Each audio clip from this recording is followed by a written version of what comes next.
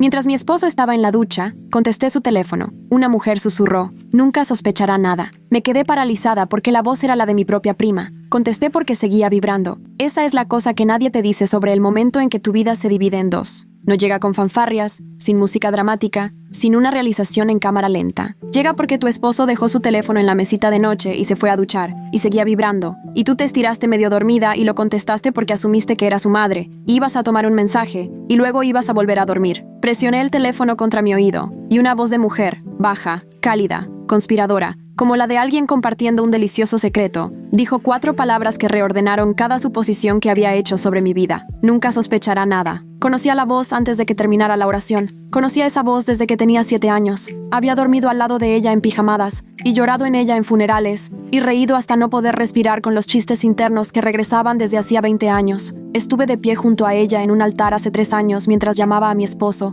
el mejor hombre que jamás he elegido para ti. Dana, mi prima, mi dama de honor, mi mejor amiga de la infancia. No grité, no dejé caer el teléfono. No hice ninguna de las cosas que, en retrospectiva, habrían tenido un sentido comprensible. Presioné el teléfono más fuerte contra mi oído, y Marcus, mi esposo, el hombre que actualmente está cantando una versión desafinada de algo que se asemeja vagamente a una canción de Ed Sheeran en nuestra ducha del cuarto principal, dijo, con una voz que no lo había escuchado usar conmigo en meses: «El sábado es perfecto. Ella estará en casa de su madre todo el fin de semana». Bajo, cálido, íntimo, dejé el teléfono exactamente donde lo encontré. Caminé hacia la puerta del baño. Me quedé allí y lo escuché cantar y empecé a planear. Me llamo Caroline Whitfield. Tengo 34 años. Soy analista senior de cumplimiento en una empresa de servicios financieros de tamaño mediano en Atlanta, lo que significa, hablando profesionalmente, que paso mis días encontrando cosas que la gente ha intentado esconder a simple vista. Soy metódica por formación y por temperamento. Creo en la documentación. Creo en la evidencia. Creo profundamente y quizás de manera poco convencional en la idea de que la verdad siempre es encontrable si estás dispuesto a mirar con suficiente cuidado y esperar lo suficiente. Estuve casada con Marcus Whitfield durante 3 años y juntos estuvimos 5. Nos conocimos de la manera en que las personas se conocen en sus 20s tardíos cuando han dejado de esperar. A través de amigos, en una fiesta de cumpleaños, con una bebida que no iba a terminar porque tenía una reunión temprano al día siguiente. Él era alto y divertido, y prestaba atención a cosas que la mayoría de los hombres con los que salí consideraban detalles decorativos. Recordaba el nombre de mi compañera de cuarto en la universidad. Hacía preguntas de seguimiento. Aparecía consistentemente en todas las pequeñas maneras que se transforman en amor antes de que te des cuenta de la acumulación. Lo amé genuinamente y sin reservas. Esa es la parte de esta historia que aún duele más. Dana había sido mi persona desde la infancia. Teníamos la misma edad. Nuestras madres eran hermanas. Habíamos crecido en casas adyacentes en Decatur y compartíamos todo, desde apuntes de biología hasta vestidos de dama de honor. Cuando comencé a salir con Marcus, ella fue la primera persona a la que llamé. Cuando se comprometió, ella fue la primera persona a la que se lo conté.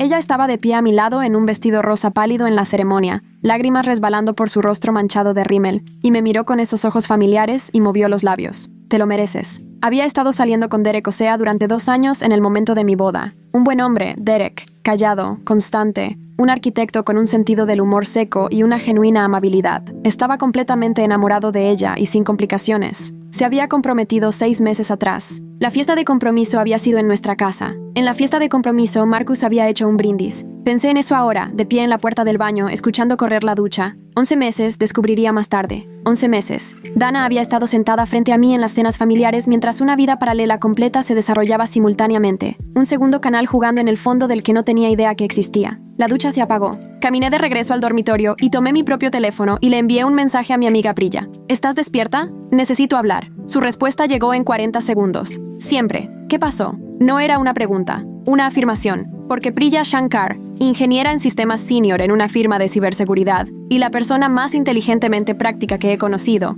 no pierde tiempo en preambles. Ella evaluó el tono de mis 3 palabras y dejó de lado las cortesías en consecuencia. Le conté todo, en 4 minutos exactos, con el efecto calmado y plano de alguien que aún no ha procesado las dimensiones completas de lo que sabe, pero que ya ha pasado a la parte donde se desmorona. Ella no se sorprendió. No dijo, ¿estás segura? O ¿estás bien? O cualquiera de las cosas que, aunque bien intencionadas, habrían sido completamente inútiles para mí en ese momento. Ella dijo, ¿cuánto tiempo necesitas? Yo dije, 2 semanas. Ella dijo, hecho. Marcus volvió al dormitorio, con una toalla alrededor de los hombros, y me encontró sentada en la cama desplazando mi teléfono. Me dio un beso en la frente. Yo dije, buenos días, Desayunamos y él me habló sobre un proyecto en el trabajo, y yo asentía en los momentos apropiados y contribuía con oraciones que debían ser coherentes porque no notó nada inusual. Y detrás de mis ojos, muy en silencio, comencé. Aquí hay algo que quiero que entiendas sobre las 2 semanas que siguieron. No me desmoroné. Sé que esa no es la respuesta esperada. Sé lo que la gente imagina cuando visualiza a una mujer descubriendo que su esposo y su mejor amiga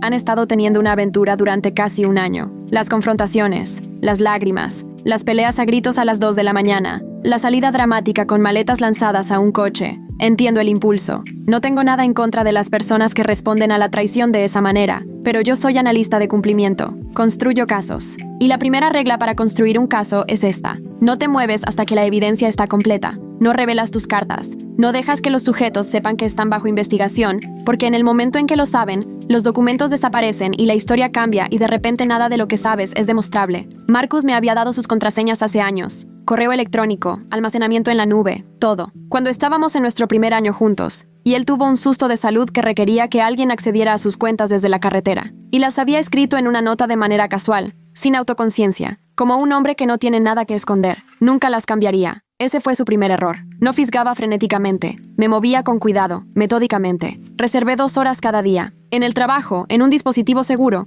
Priya lo había configurado sin conexión rastreable a nada a mi nombre. Y revisé todo con la paciencia sistemática de alguien que audita un portafolio financiero en busca de fraude. Porque eso era exactamente lo que era. Pantallazo por pantallazo, fecha por fecha, recibos de hotel, 11 de ellos. Durante 11 meses, el primero, una tarde de martes a finales de enero, en un Marriott a 30 minutos fuera de Atlanta. El tipo de transacción que parecería una estancia de negocios de rutina para cualquiera que no estuviera mirando de cerca. Yo estaba mirando de cerca. Conversaciones en un chat de una aplicación que nunca había oído. Priya fundó Embedded en la copia de seguridad en la nube de Marcus bajo una carpeta etiquetada como podcasts. Me envió el contenido sin comentario. Los leí como leo informes de cumplimiento. Con mi cerebro analítico completamente comprometido, el procesamiento emocional suspendido detrás de una puerta que mantenía deliberadamente cerrada, necesitaba la información primero. Los sentimientos podían venir después, cuando el trabajo estuviera hecho. Lo que encontré fue esto. Habían comenzado en enero del año pasado. Lo que parecía haber comenzado como algo que no detallaré aquí porque la anatomía específica de su traición es de ellos y mía,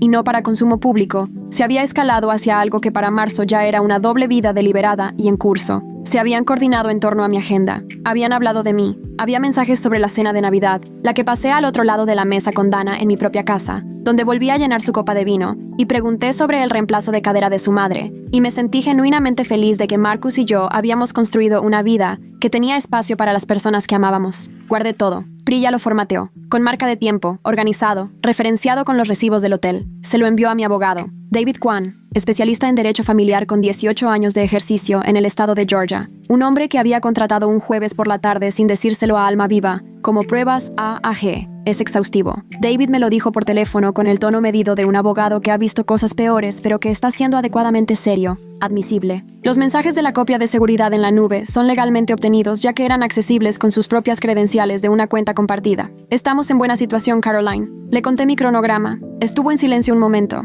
¿El brunch es el sábado antes de que presentes? Sí, otra pausa. Necesitaré que entiendas que lo que planeas es legal pero estratégicamente inusual. La mayoría de los clientes prefieren... Sé lo que la mayoría de los clientes prefieren. Dije, no soy. ¿La mayoría de los clientes? Se aclaró la garganta. Está bien. Tendré todo listo para presentar el lunes por la mañana. Gracias, David. Colgué. Me senté en mi auto en el estacionamiento debajo de mi edificio de oficinas y me dejé sentir durante exactamente 11 minutos. Todo lo que había mantenido tras esa puerta. Luego la cerré de nuevo. El sábado estaba a 6 días de distancia. Hubo momentos en esos 6 días cuando el desempeño que se esperaba de mí se sentía genuinamente imposible. La cena del jueves, por ejemplo. Marcus había hecho pasta. Él era un mejor cocinero que yo, y nunca me hacía sentir mal por ello, que siempre había sido una de las cosas que amaba de él. Nos sentamos en nuestra mesa de cocina, comimos, y él me contó sobre su semana y preguntó sobre la mía, y todo lucía exactamente como nuestra vida, excepto que sabía con certeza documental que nada de eso era lo que había pensado que era. Comí la pasta. Le conté sobre un problema de un cliente en el trabajo.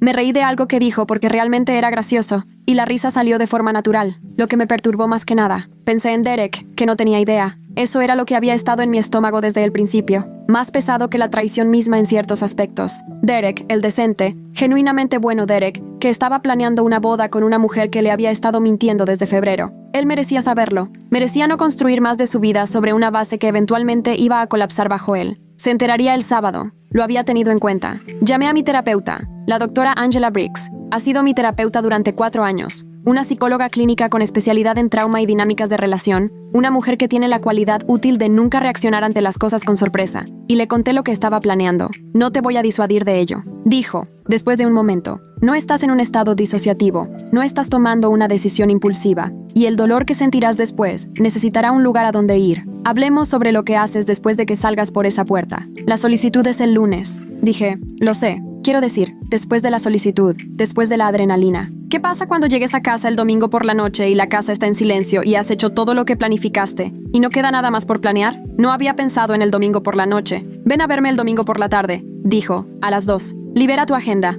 Lo anoté. Llegó el viernes. Marcus me dio un beso de despedida por la mañana y dijo que tenía un asunto de trabajo por la tarde. Un asunto de trabajo que se entregó fácilmente sin ningún esfuerzo visible. La forma en que un hombre dice algo que ha dicho tantas veces que ya no le cuesta nada. Dije que estaba bien. Pasé la tarde en el apartamento de Priya revisando todo una última vez. Ella había preparado un paquete impreso limpio, el archivo de audio en un pequeño altavoz portátil, las capturas de pantalla impresas en orden cronológico, los recibos del hotel, una fotografía tomada afuera del Biltmore Atlanta que había guardado específicamente porque era inequívoca e indiscutible, y francamente, porque quería un momento el sábado en el que Dana entendiera que no había ninguna versión de los hechos en la que pudiera reclamar una mala interpretación. ¿Estás segura del audio?, preguntó Priya. Lo había configurado para que se reproduciera a través del pequeño altavoz Bluetooth de mi teléfono con un solo toque. Sin torpeza, sin fallos técnicos, sin momentos de incertidumbre. Estoy segura de todo, respondí. Ella me miró durante un largo momento. Priya Shankar me conoce desde hace 12 años, lo que significa que me ha visto pasar por la muerte de mi padre, 2 malas relaciones, un ataque de pánico en un aeropuerto en 2019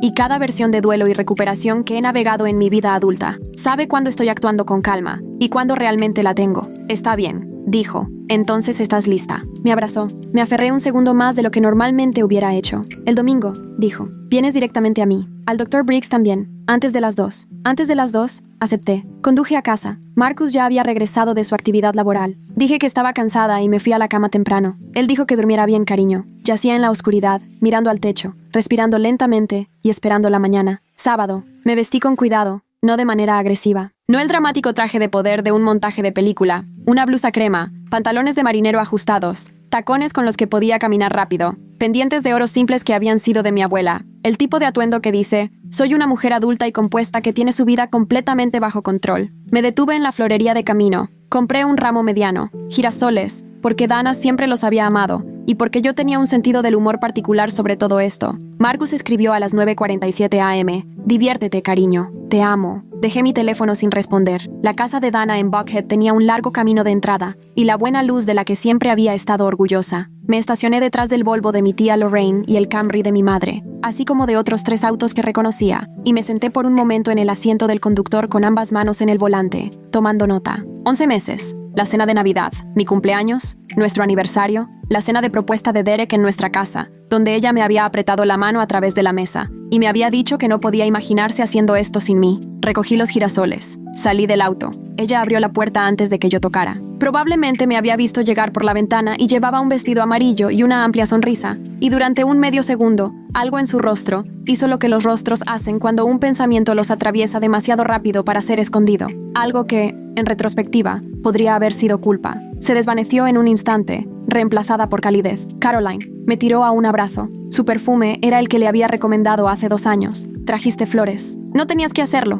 Por supuesto que sí. Dije y la besé en la mejilla y sonreí y entré. La mesa era la larga blanca que había comprado en una venta de bienes hace 3 años y refinado ella misma. Preparada para 14 personas con las buenas copas de vino y servilletas de lino, ambas madres ya estaban sentadas, inmersas en una conversación. Mi tía Celeste, 3 primos que solo veía en eventos familiares. Derek en el extremo más alejado, tomando una mimosa y hablando con el hermano menor de Dana, Terrence, sobre lo que parecía ser baloncesto. Besé a mi madre, saludé a mi tía Celeste, me acerqué a la mesa y, a todos los efectos observables, era una mujer que había venido a un brunch. Dana flotaba por la habitación con ese vestido amarillo, riendo demasiado alto, tocando el brazo de todos, haciendo de anfitriona con la particular actuación de alguien que era muy buena haciendo que una habitación se sintiera como en casa. Ella era buena en eso. Siempre había sido buena en eso. Me senté. Me serví una copa de vino. Esperé. La habitación se asentó en sí misma. El suave traslape de las conversaciones familiares. El tintineo de copas, platos de huevos, frutas y pasteles que iban y venían por la mesa. Dana tomó su lugar en la cabecera. Derek estaba a su izquierda. Mi madre estaba 3 asientos de mí a la derecha. Dejé que el ambiente se volviera silencioso, pleno y cómodo. Luego me levanté. Quiero hacer un brindis, dije. 14 rostros se volvieron hacia mí. Rostros cálidos, desprevenidos. Mi madre sonrió. La tía Celeste levantó un poco su copa en anticipación. Derek lucía atentamente cortés. Dana, en la cabecera de la mesa, me sonrió con esos ojos oscuros conocidos, y sostuve su mirada, y la observé leer algo en mi expresión, un destello de incertidumbre, el fantasma de una pregunta cruzando su rostro y no resolviéndose del todo. Dije por la honestidad y por las personas en esta habitación, que no tienen idea de lo que ha estado sucediendo justo bajo sus narices. El destello y el rostro de Dana se convirtieron en otra cosa. Coloqué el pequeño altavoz Bluetooth en el centro de la mesa. Presioné reproducir. Ella nunca sospechará nada. Mi voz. La habitación se quedó completamente en silencio. La manera en que las habitaciones se quedan en silencio, solo cuando algo genuino e irreversible ha entrado en ellas, y todos lo sienten simultáneamente. Luego la voz de Marcus. El sábado es perfecto.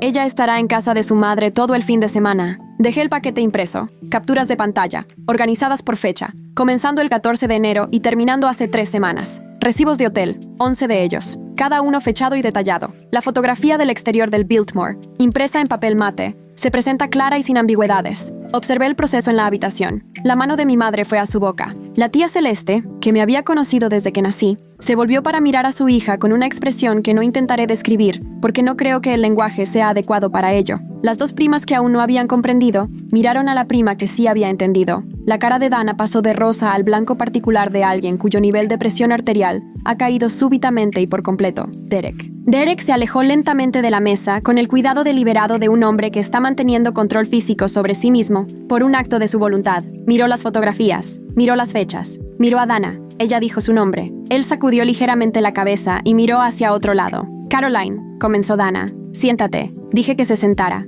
La autoridad en mi voz incluso me sorprendió a mí. No alto, no performativa, simplemente final. Levanté mi copa de vino. La terminé lentamente. El buen vino. Un vino que había comprado específicamente para hoy porque sabía que me gustaba, lo cual era o un acto de pura inconsciencia o algo más complicado que no tenía intención de analizar en ese momento. Puse la copa sobre la pila de evidencias. Estoy presentando el lunes, dije, en la oficina de David Kwan, 8 a.m. Imagino que escucharás del abogado de Marcus en algún momento de la próxima semana. Miré por la mesa. Derek, te ha estado mintiendo desde febrero. Tengo documentación si la necesitas para tu propia situación legal. Llámame. No respondió. Estaba mirando el mantel. Tomé mi bolsa, acomodé mi chaqueta, me alejé de la mesa y caminé hacia la puerta principal. Y no miré atrás ni una sola vez, ni a la cara de mi madre, ni a la tía Celeste, ni a Derek, ni a ninguna de las 14 personas que ahora estaban sentadas en los escombros de un brunch de sábado por la mañana. Detrás de mí escuché cómo se rompía el silencio. Escuché a Dana decir mi nombre 1, 2 veces. Luego, una tercera vez con una voz que se estaba quebrando.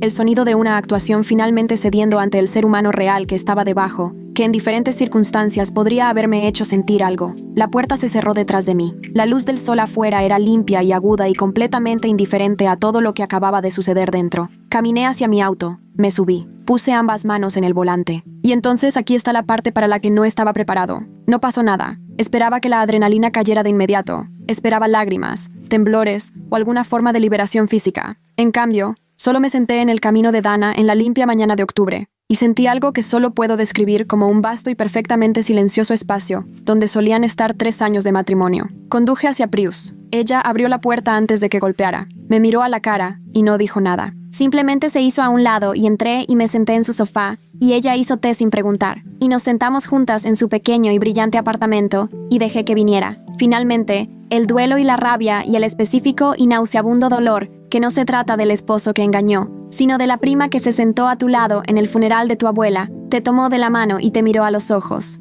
Ese fue el que rompió la barrera. Ese fue el que atravesó. Prius se sentó a mi lado y no intentó solucionarlo. Simplemente me dejó estar en ello. Creo que esa es la definición de un verdadero amigo. No alguien que te dice que todo va a estar bien, sino alguien que entiende que en este momento no está bien y se queda de todas formas. A las 2 p.m. fui con el Dr. Briggs. Hice la presentación a las 8:06 a.m. del lunes. David Kwan, abogado de derecho familiar, con 18 años de experiencia, tenía todo preparado y organizado. La presentación incluía las pruebas A a G, además de una solicitud para revisión expedita, dado que la documentación era exhaustiva. En el estado de Georgia, cuando se puede demostrar la adulterio con evidencia documentada, tiene implicaciones legales específicas para la división de bienes. David me había explicado esto cuidadosamente. Yo escuché con atención. A Marcus le notificaron el martes a las 11:22 a.m. Su abogado, un hombre llamado Gerald Hughes, con experiencia en litigios civiles, fue contratado presumiblemente porque Marcus se dio cuenta de inmediato que esta no era una situación en la que cualquier cantidad de conversación haría que el caso desapareciera. Entonces llamó a David esa tarde. Dana me llamó 17 veces entre el sábado y el martes. No respondí ninguna de ellas. No leí ninguno de los mensajes de texto. Mi madre me llamó el sábado por la noche después de haber llegado a casa y respondí porque era mi madre y porque merecía una conversación real, no una puerta cerrada. Ella estuvo callada por un largo tiempo después de que le conté las partes que no había presenciado. Luego dijo: quiero que sepas que estoy más enojada con Dana de lo que he estado con cualquier persona en mi vida, y quiero que sepas que lo que hiciste hoy requirió más valentía de la que la mayoría de las personas tiene. Le dije que no estaba segura de que valentía fuera la palabra correcta. No, coincidió ella. Quizás no. Quizás solo fue amor, el verdadero, el tipo que sabe cuándo se ha acabado. Derek llamó el domingo. Contesté. Preguntó muy suavemente cuánto tiempo había sabido. Le conté todo, la cronología, la documentación, los momentos específicos que había presenciado y que ahora podía contextualizar. Escuchó sin interrumpir. Cuando terminé, guardó silencio por un momento. Quiero decir que no puedo creer que ella hiciera esto, dijo finalmente,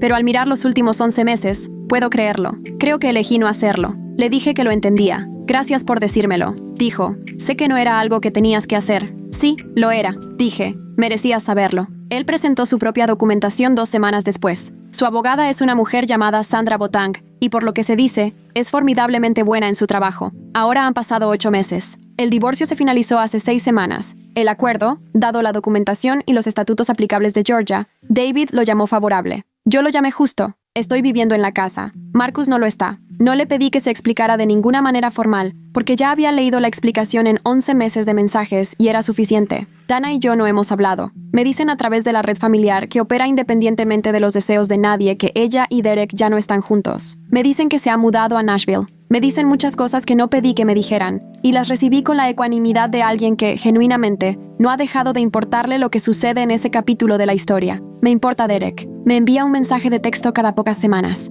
Nada elaborado, solo un chequeo. Ese tipo de calidez de bajo mantenimiento que dice: todavía estoy aquí, estoy bien, gracias. Respondo de la misma manera. Somos, improbable como suena, algo así como amigos. No lo esperaba. Estoy agradecido por ello. Priya y yo tenemos planes de cena cada 2 jueves. Dr. Briggs y yo nos reunimos cada 2 semanas. He comenzado a correr, no por ninguna razón aspiracional, sino porque resulta que tener un cuerpo que haga algo duro y físico todos los días es útil cuando estás reconstruyendo una vida a partir de las partes que quedan. La casa está tranquila los domingos por la mañana ahora. Hago mi propio café. Me siento en la cocina donde Marcus solía hacer pasta y leo, trabajo o simplemente me siento y he hecho las paces con el silencio, o estoy en el proceso de hacer las paces con él, que es la versión más honesta. Los aretes de mi abuela están en un pequeño plato sobre mi tocador. A veces pienso en el brunch del sábado, y creo que era 2 versiones de mí misma esa mañana, simultáneamente. La mujer que había amado a Dana y a Marcus por completo, y que había estado completamente equivocada sobre ambos. Y la mujer que ya había desmantelado silenciosamente, sin la ayuda de nadie, la mentira, y había construido el caso y salió por la puerta. Creo que la segunda mujer siempre estuvo ahí. Creo que simplemente asumieron que no se presentaría. Debería haber sospechado de algo.